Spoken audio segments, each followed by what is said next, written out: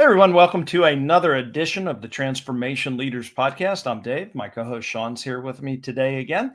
And today we are going to talk to you about a topic that is called, if I can get it added to the screen here, humans versus AI in the year 2025. Man, and it's already March. Where did this year go?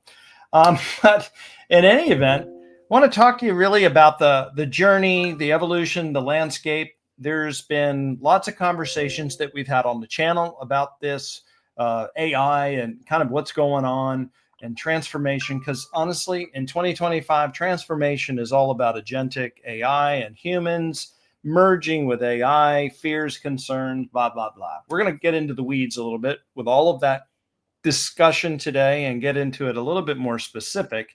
And more importantly, let's maybe kind of take a big picture view and step back. Sean, you want to kind of talk to us a little bit about the kind of the evolution or revolution as it unfolded here over time?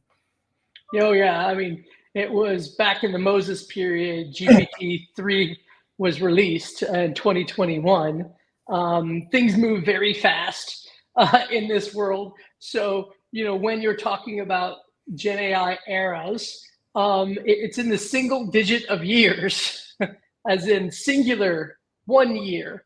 So when AI, generative AI became a thing back in 2021, late in 2022, people were starting to see, hey, I can put in a text question and get maybe a text answer or maybe a code answer or maybe an image answer.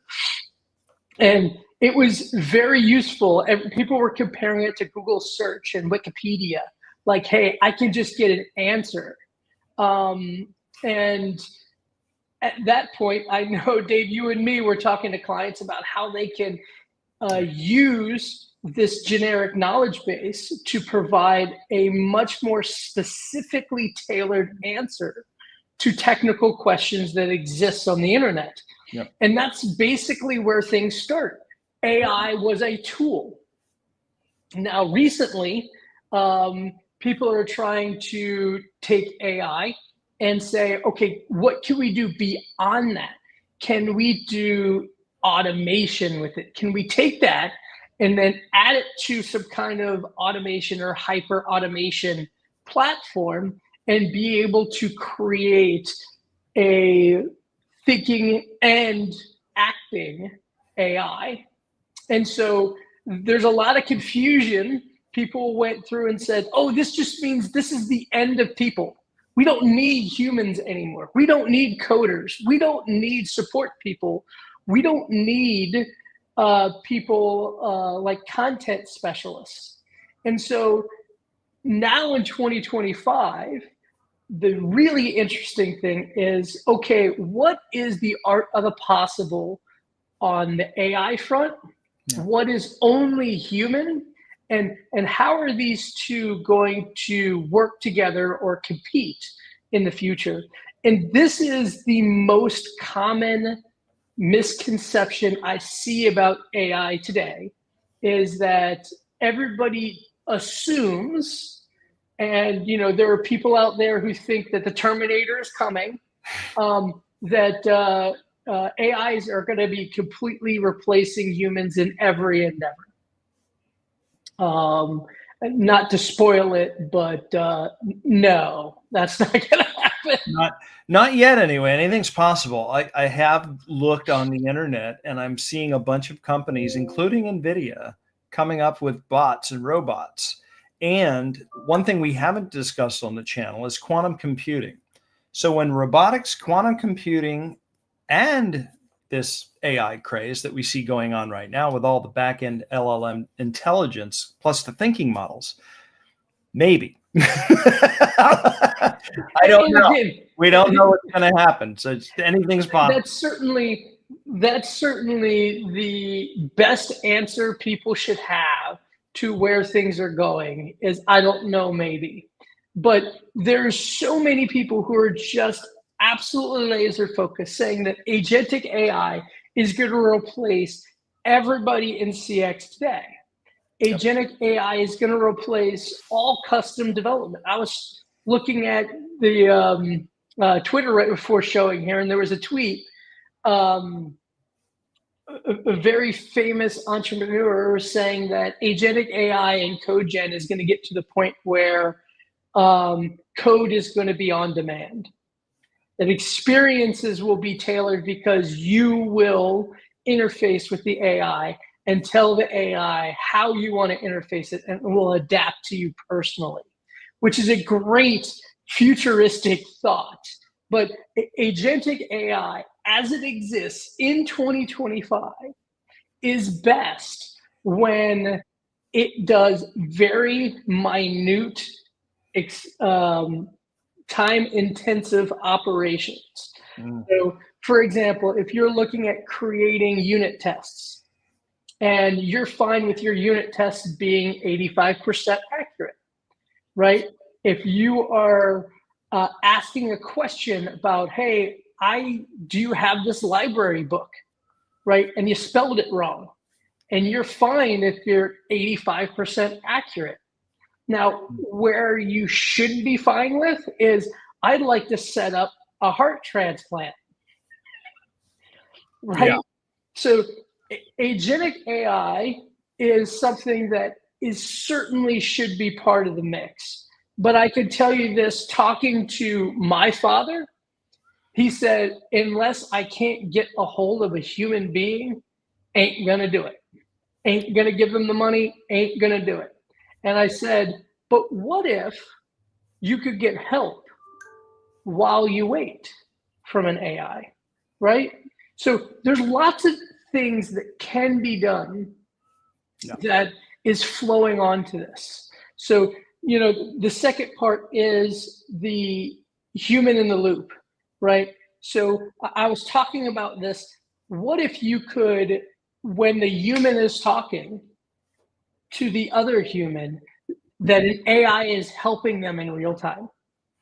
There are products in the market today.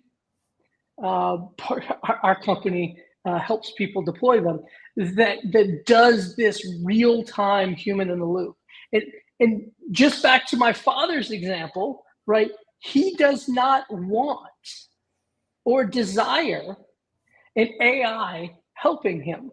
Now, he doesn't have a problem if the AI is helping him and the person who's supposed to be helping him, right? So this is kind of the, no pun intended, loophole in how we're going to get humans comfortable dealing with AI.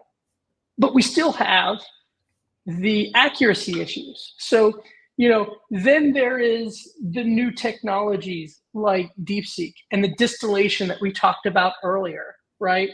Distillation is going to allow these large language models to be much more cost effective and more accurate with things like self-reinforced learning. And again, one of your favorite things we talked about last week was MCP, right? And it's exploded even more since we talked.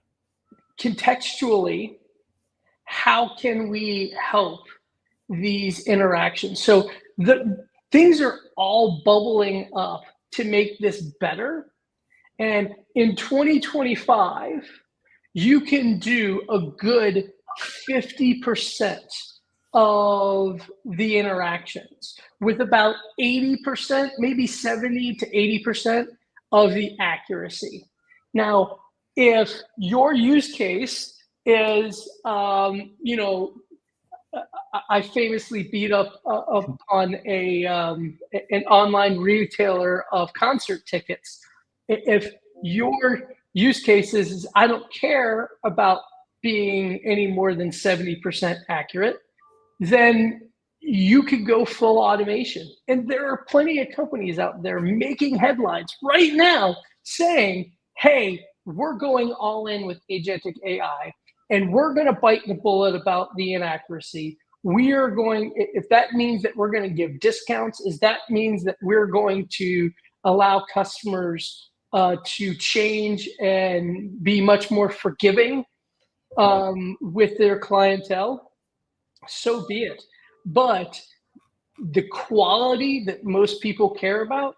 Now, I don't know about you, David, but do you remember back in the day when you could pick up the phone and you could talk to somebody and hear a pin drop? Yeah. Not The now. quality of phone communication is way worse than it was, but I'm not paying $40, $50 a month for just phone use, just to talk to someone on the phone, and I can't even move anywhere, right? So there will be a trade-off between quality and cost effectiveness that a lot of brands are going to make. But I could tell you, I've talked to many brands, their customers are the most important thing. And the experience that they're trying to create and the quality they're trying to create is so much bigger. So I want to say 2025, there are options for the non-discerning, but the most people are using agentic AI for is they are trying to augment their humans in the loop with AI to superpower them. Yeah, that's definitely true. I think agentic AI, most of the use cases are really about, and we've talked about this before, talking about workflow automation, humans being part of that at one point of the task within the workflow, escalations, all kinds of approvals. Still, AI is good. You keep talking about essentially, you didn't say this, but 80% accurate. It goes back to the 80-20 rule, and that, the heavy lift, AI does the majority of the work, but the human definitely needs to be in the loop. And this new version 3 that was just released a week ago or this week, I can't remember, it's moving so fast. That new, they did it again, and the thinking algorithm in this new version is just insane. So OpenAI has definitely got to run for its money. And everything that we're seeing along the lines of the MCP, and for those of you that aren't familiar with it, I'm not going to get into a technical explanation, but think about it like a USB cable, or think about all the cables that you have for your phone, for this, for that, for whatever. Imagine everything just being a simple USB connection. You plug it in and away you go. And that's essentially what MCP is. All these servers, all these services, it's a USB port for your agentic AI to connect to all the different things, the tooling of what makes the AI do what it does. You got your large language model that has a really strong base intelligence. It can analyze and think and make decisions, but it doesn't always have all of the information that it needs at its fingertips. And that's where you use a USB connection to plug into a tool to allow it to augment itself a little bit further with all of that. So things are really, really changing. And so if we look at this in the world or in the structure of healthcare, diagnostic medicine or triage at hospitals, you're seeing this a lot come out in healthcare right now. They're on the tablets, they're interacting with it. They have several agents already there that provides help with the triage process, which is really good and remarkable because it will take in all the telemetry information from your diagnostic data that the nurse will do, blood pressure, whatever, plus whatever you've described. And it assesses not only a risk, but it helps the physician that's going to see you kind of, go along the next steps. It also provides a couple different pathways of potential possibilities, and then leaning into, so the 80% of that lift was done by a physician, by the diagnostic and triage agents or agents with all the tooling.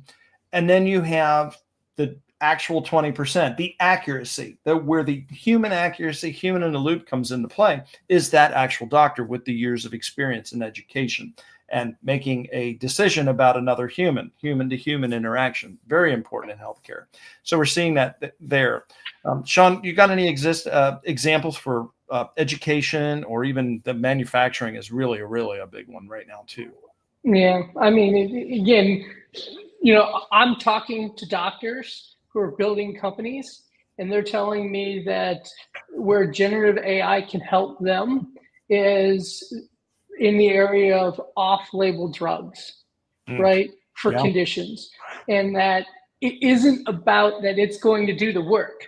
what it's doing is it's giving you a risk profile for the work so that it could say, hey, there may be something in here, finding the trees in the forest or the proverbial needle in the haystack. Yep. There's lots of different use cases in healthcare that I think, because there's so much data and it's all about bubbling up intelligence in the data in healthcare, very big powerhouse in that revolution. Now, the second thing is very, very common, and that is the education stuff. What we're finding with this generation of students is they are very self-driven and self-focused. And it is very hard for many of them to learn in a cooperative environment.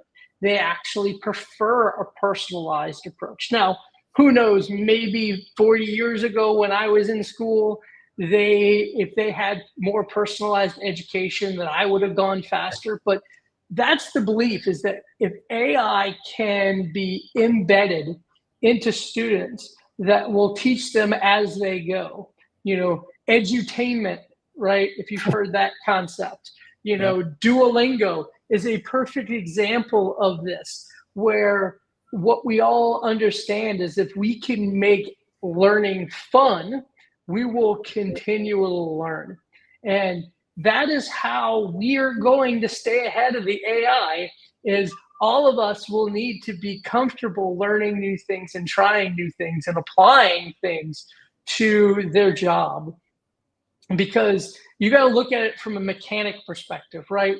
It used to be that mechanics would go in there and, they would use wrenches. They would turn wrenches all day, and then they would go to a large catalog of paper books that are stained with grease, and they would pull them out and they would look through everything. Then computers came in.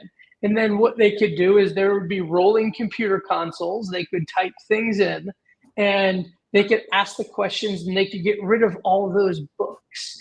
Now we're getting to the point where they could take a picture of it and they could say, hey, is this brake pad good or bad? And that same picture would be able to catalog it, and they would have data to show how often brake pads fail. And those mechanics can then sell the data back to the people who make the brake pads. So it is a whole new world that we're all living in. And, we had the big data revolution. Now we can actually have a use case for that data. It is amazing that it took, 15 years before big data actually had its aha value moment. But AI could very well be that. Yep. That's definitely true. Manufacturing is a huge sector. I live in Georgia, and there's a paper manufacturing facility in the area, and they have revolutionized their floor line with all kinds of production use cases, telemetry, reporting, also automation. AI has now taken over the efficiency of two or three other lines. I forget. I was talking to somebody that worked there about 2 weeks ago. In any event, it's really remarkable. They used to have a maintenance person on staff 24/7, and now they only have that maintenance person in a single shift. They handle all of the data. They handle all of the tweaking and does whatever needs to be done by a human. But they're running 3 shifts there. So a 2/3, almost an 80-20 split, 66.66 versus 33, whatever offset. The majority is now being handled by automation, and they have that one person there just now to oversee. But the benefit is that a lot of this stuff is self-adjusting. So, a human would have to get into the machine. Mm-hmm. Machine that does what it does has, I don't know if anybody here has any experience on CNC lathes or computers in manufacturing, especially big box type of manufacturing. Those things are code. not only are you an engineer, very specifically one thing, but you're actually a computer engineer. You got to write math and codes because these machines have measurements that feed belts and conveyors and different things of that nature. And so you have to shim and adjust these formulas that go into there. And now AI can just sit there and do it on the fly. The sensors and telemetry feed in near real time. It's crazy. And then, of course, the manufacturers, like you said, selling the data back to the manufacturer of that machine from their production use case. And therefore, an interesting use case, kind of a tangent, but not much. They used to have this telemetry just being sent out, and they caught it through their firewall and they turned it off. And the manufacturer now tried to put it back into their contract. And they said, no, if you want that data, you can buy it from us. And they negotiated like a discount on the purchase and their maintenance agreement for that. So if you're in manufacturing, look at any of your devices that are connected to the internet in real time. And hey, unless there's some reason to leave it on, if it's just information or diagnostic information, they want this. So don't give it away for free. Use it to your advantage, like they did, and get some value out of that. It was a really interesting use case they had there. So as a segue to some of that, this really is about collaboration and collaborative types of engagements, not only between vendors, manufacturers, customers, and things of that nature. It really comes down to identifying and labeling the strengths of what a human being can bring to the table. Being a human, I think we already know what our strengths are, but I can't stress this enough. As a customer, I just had a run-in with a banking institution of mine, and they ran me through the gamut, which I thought was really great for the sign-up process of getting a new savings account, only to be told at the end of all of that process that I needed to come in person to talk to a human. So while it was interesting and great that I could get all of that stuff going, setting the expectation was a little bit poor on the user experience, because if it was really just meant to run you through the process to get that information in an automated way with no communication that I actually would have to come in person, I probably would have opted to just do it all in person. And I think they knew that going into it. So all I can say from that use case, and it's germane to what we're talking about here, is that be transparent with your intention on how you use AI, because things like that have a tendency to leave a bad taste in customers' mouth. It impacts the experience. And as Sean was saying, I don't think any company wants to specifically or nefariously go and do something harmful. It's just that, unfortunately, the people making the decisions aren't always on the front lines, aren't always going through the use cases, and are just simply looking at data and making database-driven decisions on the whole, trying to steer a ship as big as a Titanic, and it doesn't turn quickly. So, all I can say is, if you're a leader, make sure that you really have a true understanding of what AI and what humans can bring to the experience for your customer. And then knowing where AI's strengths lie. We've talked a lot about in our podcast about this. And ultimately, and I've been talking about this, and Sean's been talking about this, bringing all of this together. Sean, you have anything else to add to that? Absolutely. Oops, sorry. So we know what humans are good at. It is the judgment. It is the ethics. It's being able to think outside the box. Sure. But what we don't say here is they're bad at doing a lot of detailed grunt work. Nobody likes doing that, right? And also, people don't want to talk to a person to fill in a form anymore, right? I don't know if you've been on that call and they just ask you, like, what's your address? What's your zip code? What's your this? And it's like, look, man, you should already have this before we even talk, right? You're just chewing up time. So where AI is just horrible is AI has no common sense. None. I mean, it can't even spell strawberry on the best of days. It's so smart, it's stupid. That's my famous saying. It's a great point. So, again, this comes down to it's about the and, not the minus. It's the plus, not the minus of this.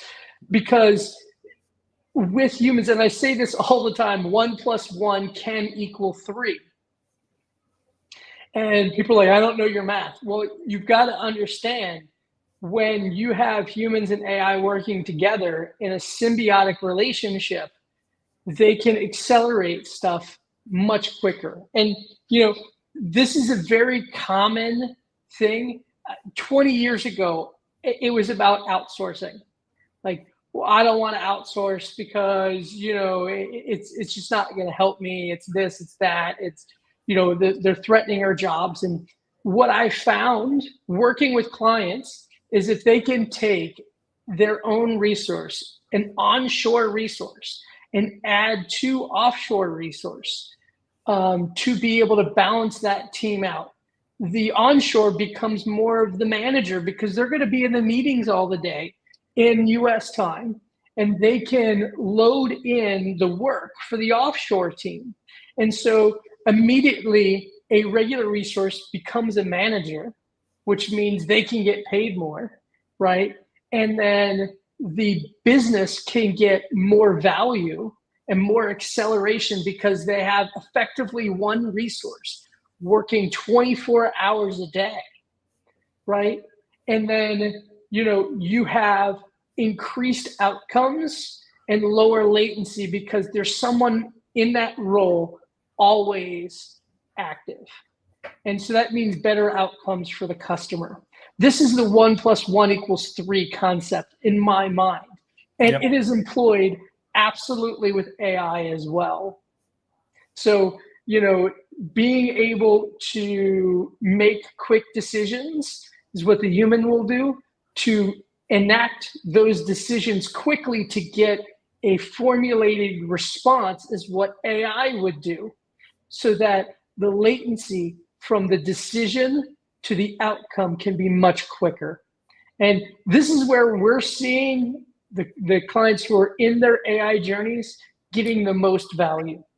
Yeah, it's really about the outcome and getting to the outcome. Another way of saying it too is the parts are worth more than the whole. And the parts, especially when you add AI into it, can get you to that outcome remarkably faster with the same quality, but you're moving at a much, much faster pace.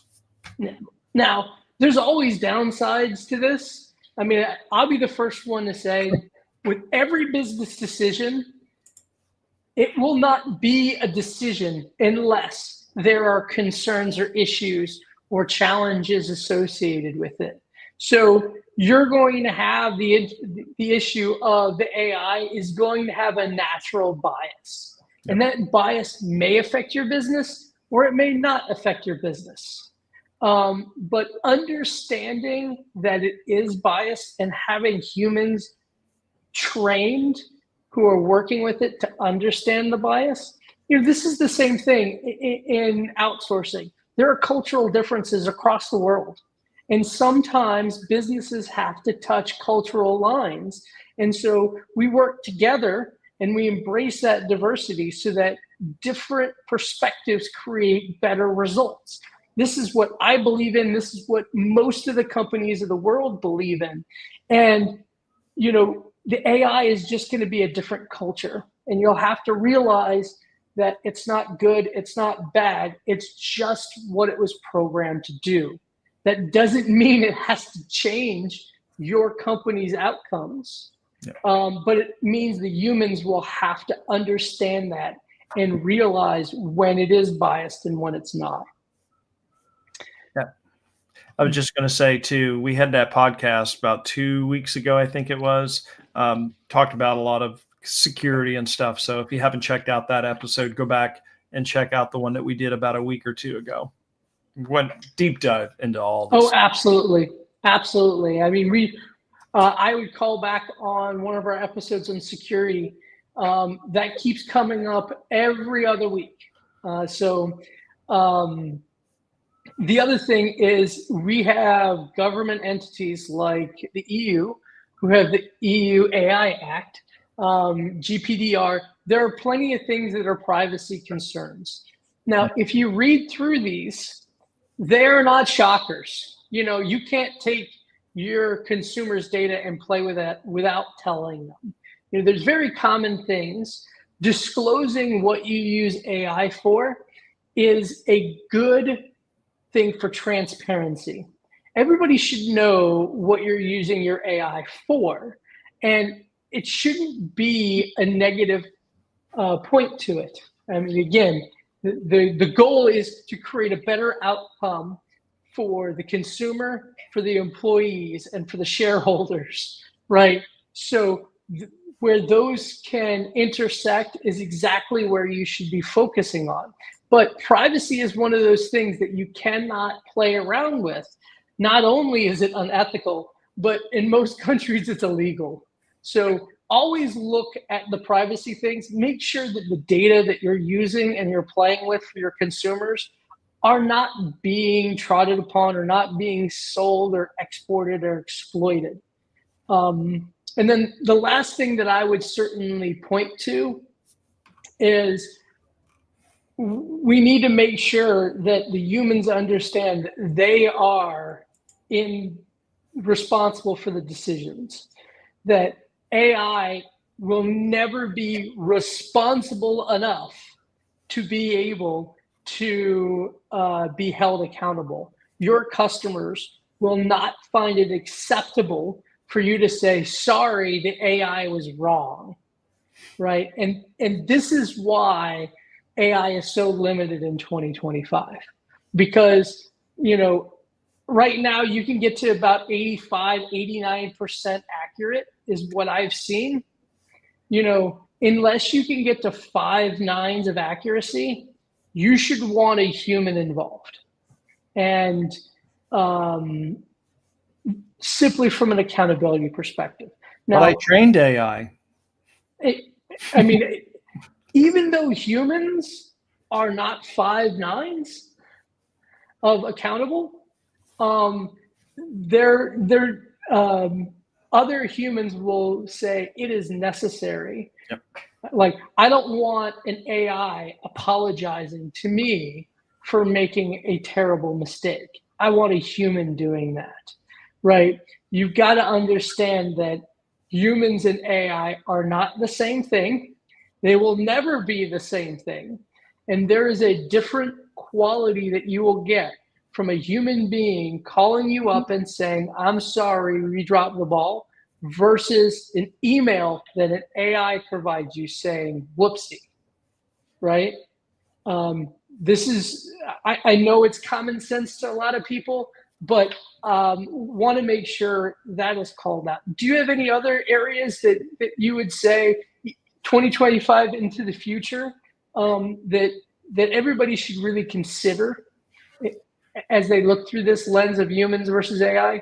Yeah, I think the things that are going to come up is a great segue even to our next slide, because this is really where this all lives, and how all of the intersection of, everything that happens within an organization, the people, the experience, customer's point of view, how AI is being implemented, like the whole thing. If you want to encompass a lot of the challenges and a lot of the intersections, you can just kind of take this diagram, snapshot it into your mind or your memory, and just kind of understand this is the overlap. This is the intersections. These are going to be some of your, everything that we talked about in the previous slide, all of your risks, all of your rewards, all of the things that you need to consider. So you've got, your 3-pronged areas of human, you got corporate interest, and then you kind of got that no contact sitting. And obviously right there in the middle is the human being at the center of all of it. I like to coin this term called human centricity. Human in the loop is always there too as well. But in either event, I think the coin term that I made of human centricity is really helpful for this particular slide, because there sits right in the middle of it, that human. Yeah, the goal here with AI is to think in the AI centricity, right? Yep. So from a perspective of, there are plenty of experiences that me as a human, I don't want a human to do. For example, when I go in and drop off my truck to get serviced the other day, right? There should be no reason that I wait there 15 minutes to hand my keys, sign a piece of paper, and walk out the door, especially when I use the app and I filled everything out, right? So I, as a consumer, don't believe there's value in a human interaction right there, right? Versus a corporation who says, hey, the amount of money I have to spend for 10 people to sit around for just taking a pair of keys and making somebody sign something, when I could just stand up kiosks. I mean, I don't know if you've been to McDonald's recently, but you could walk in there. If you don't want to use your phone to make an order, they have touchscreen TVs. You go click, click, click, and then you place your order and you wait for your name to be called, right? So, that's really the corporate side of things. And, it comes down to, where is it that people just don't want to do those jobs? Do you know a lot of people who just want to stand in place, not thinking at all, not doing anything until somebody comes up with a pair of keys and they say, sign this, and they put it in the right box and move on, right? How enriching of a life is that?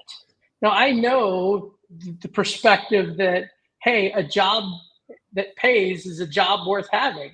I understand that. But, in an area where, last time I checked, at least here in the States, we have 3-4% unemployment, there's plenty of jobs right now.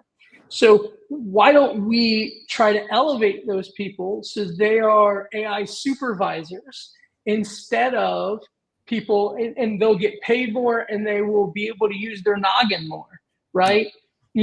This is, to me, you coined the term, human centricity. What about AI centricity? Where does AI fit in this world? And yes, AI as a tool for humans to be able to leverage, we talked about that, how important it is. But are there roles in society where AI can do a really good job, and a human doesn't have to do it? A human doesn't have to talk to that human, chewing up part of their day. And corporations don't have to pay that human for something that nobody really values. If we could focus on that as the opportunity first, I think people will have a lot less hesitancy about AI. But taking jobs with AI, first of all, as we said, it is not, the quality is not there yet. The quality may never be there. We don't know yet. So I just don't think it's a realistic expectation. And the more people push this, the more people are going to be afraid AI is taking their jobs, when in fact, they need to be rushing towards AI and learning how to use it in all the different ways to make them a rock star in outcomes. Yep. Yeah, and that's really going to the slide that we've got here. Sean's talking about workflow evolution, and it's really about continuous learning for the individual, because the job transformation has never been so ripe for learning and evolving. And this is going to create new opportunities for you as well as your employers in 2025. It's not so much about elimination, but about shifting the paradigm and the perspective of how you bring value and how you deliver value to your customers, how you bring value to your colleagues and to, the place that you work for. And as an employee, you always got to be thinking about, take, at least for those that take pride in their jobs, what value am I delivering? And do I enjoy doing what I'm doing? Because if you're stuck in a job, taking the proverbial keys and having people sign a contract, you can think of new and interesting and creative ways to bring value. And that could maybe spur you to think creatively. Hey, how can I learn new techniques? There's a little lesser known site out there. People may have heard of it, called Udemy, but Mhm. bunch of sites out there like that you can go and learn a bunch of electronic stuff all day long. It's self-paced, which is really, really great. And it's very cost effective. Most of the courses are less than $20 usually. And so not forwarding your education into something is kind of really poor. LinkedIn, everybody's on LinkedIn. We're on LinkedIn. And LinkedIn Learning is there. It's a kind of another version or spinoff of that. But the point is, there's courses for free. Start picking up those new opportunities. If you're interested in workshops and learning more about AI, how to use AI, reach out to Sean and I. We'll put together special workshops for maybe some lunch and learns, things of that nature. But, look us up on LinkedIn and send us a message if that's something that you're interested in seeing or hearing more of. And ultimately, at the end of the day, it's really about human creativity and where you're valued. As an individual, if you are not valued or you don't feel like you're valued, you don't have to stay at the job unless, of course, you need the paycheck to pay whatever X bills, but you can find other opportunities with the new learning, with how jobs are transforming, because as your job may get replaced or eliminated, or a good chunk of it goes to offset to the AI, and maybe they need to trim down the workforce because they don't need as many people to do the 20% that's remaining. It's really easy for you to go in parallel, because while AI is doing whatever it's doing at scale, there are 20% gaps opening up floodgates in every other area of the business, because, hey, listen, we've created a whole new category, or we've created a influx now of volume because AI is cranking things out. When you take things through the proverbial workflow, you do A, B, C, and D. And if it took you 2 weeks to move things from those steps, and now it's done within hours or even seconds, the backlog of that 20% has grown exponentially. There's not enough people in that department to handle that overload. So just know that, there's places for you to go. Talk to your employer, talk to where you might fit in best. And if you're a leader, start planning ahead and start putting together programs and internal training programs for your employees to identify where you're going to get flooded and buried. And then, unfortunately, while you got all this great productivity, now you've got a backlog building up, and you've solved one problem, but maybe created 2 more. So proactive learning is definitely a good way to get a hold of that. Sean, anything else to add to workflow evolution for people to kind of think of, in these quadrants, or even something that we don't even have listed here, what they should be thinking about for 2025? Yeah, I would caution anybody out there who really thinks, hey, AI is going to come get my job. Because if you have that attitude, that is exactly what you're going to experience. And it's the same thing that happened to cloud. Remember, there used to be data center engineers. Remember data center engineers? They would have to find someplace to live downtown. And so they could drive in within 10, 15 minutes of the data center, just in case somebody needs to reboot a server. Remember those dark, dark days? Those people do not like life, right? They liked the paycheck, but they didn't like life. Now, those same people can live anywhere, pull up AWS portal and hit restart, right? And more importantly, now they're more, instead of just tons of SREs that you need, you can have them as engineers that they can do the SRE work part-time, while full-time they're building the future, right? So just another aspect of this to really wrap your mind around. People said cloud was going to take away all the data center engineers. What happened? It doubled, quadrupled how many resources, because they were constantly building new things because more outcomes were possible. So when everybody starts thinking that AI means that we're not going to have a job, you need to re-educate yourself to understand that that's not the way the world works. It's never been the way that the world works. When ATMs came out, yes, you didn't have tellers there who are counting $100 bills, right? Yep. What you have is those people who are sitting there trying to sell, 429 funds for college funds for your kids, talking about different credit cards that you can get and different CD accounts that you can set up. So the number of people in the bank is the same, if not greater. They get paid more and they do more business value. Yep. That's what you should be expecting with the AI revolution now and well into the future. Yeah, agreed.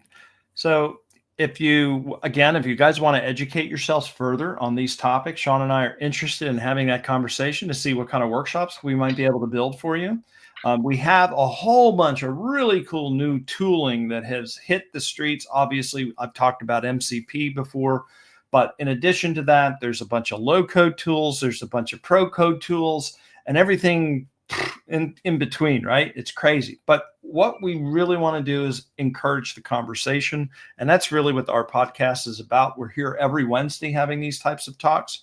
And Sean and I, again, are both available on LinkedIn. So if you guys want to know anything else further or more about any of the topics that we've talked about here, now we have a whole trail almost coming up now on a year of weekly videos there for you. We've got a kind of a library built up. And more importantly, if you're interested in joining the show, we had a couple of folks that came on as guests in Sean's absence the other week when he was on vacation, went to Disney World and had a great R&R there.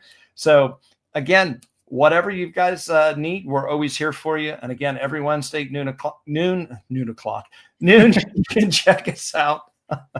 And we're always live. So that's it for this show. We'll see you next week. Thanks a lot, everybody. Have a good one. Bye-bye.